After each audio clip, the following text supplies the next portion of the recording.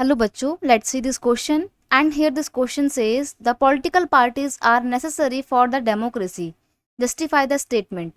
Question में आपसे बोला गया है कि स्टेटमेंट दे रखी है और स्टेटमेंट बोलती है कि पॉलिटिकल पार्टी बहुत ज़रूरी होते हैं डेमोक्रेसी के लिए। इस स्टेटमेंट को जस्टिफाई प्रूव करिए।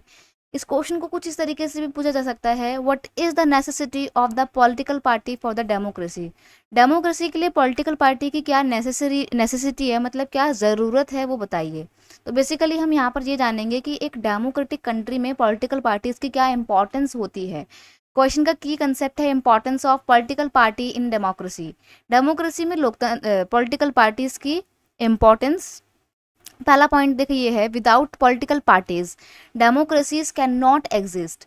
बिना पॉलिटिकल पार्टी के डेमोक्रेसी एग्जिस्ट ही नहीं कर सकती है। क्यों नहीं कर सकती है? क्योंकि देखो डेमोक्रेसी में क्या होता है कि जनता खुद अपनी सरकार चुनती है। अब सरकार के लिए भी अलग अलग पॉलिटिकल पार्टी होने चाहिए जिसके किसी कैंडिडेट को जनता चुनेगी।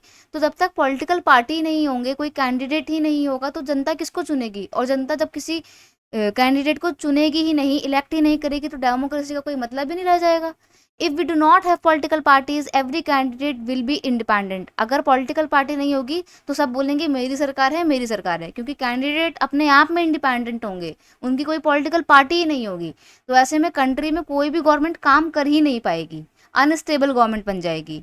No one will be able to make any promise to people about major policy changes. अब देखिए, अगर कोई भी पॉलिसी चेंज करनी है तो उससे रिलेटेड प्रॉमिस कौन करेगा जनता से? पॉलिटिकल पार्टी तो हमारे से प्रॉमिस करती है ना कि अगर मेरी सरकार जीतेगी तो मैं ये पॉलिसी लेकर आऊँगा, मैं ये चीज़ चेंज, मैं ये, या फिर मैं ये नई योजना बनाऊँगा, नई पॉलिसी लेकर आऊँगा। इन सब चीज़ों के बारे में प्रॉमिस कौन करता है जनता से?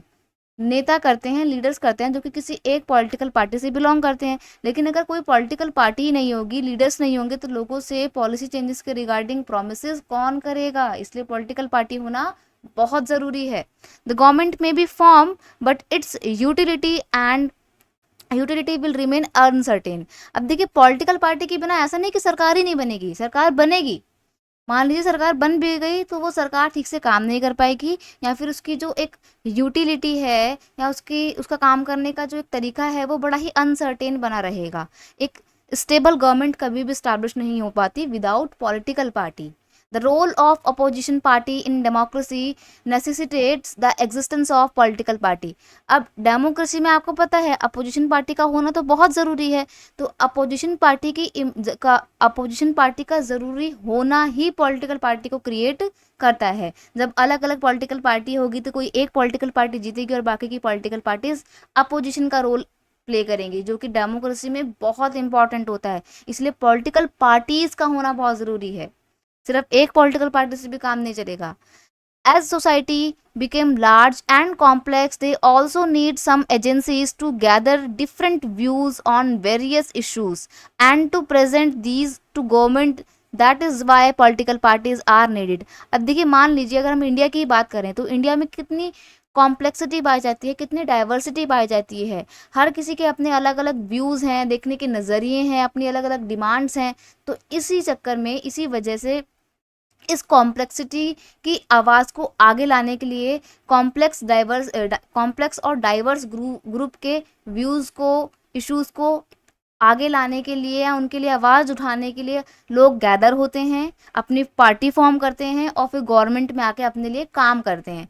तो अगर अलग अलग डाइवर्सिटी पाई जाती है तो अलग अलग पॉलिटिकल ग्रुप्स का होना भी बहुत ज़रूरी है, ताकि उन अलग अलग डाइवर्सिटी वाले ग्रुप्स की प्रॉब्लम्स को सबके सामने लाकर रखा जा सके। इसलिए पॉलिटिकल पार्टी डेमोक्रेसी में बहुत ज़रूरी है। और इनफैक्ट हम ये कह सकते हैं कि without political party democracy can not even survive.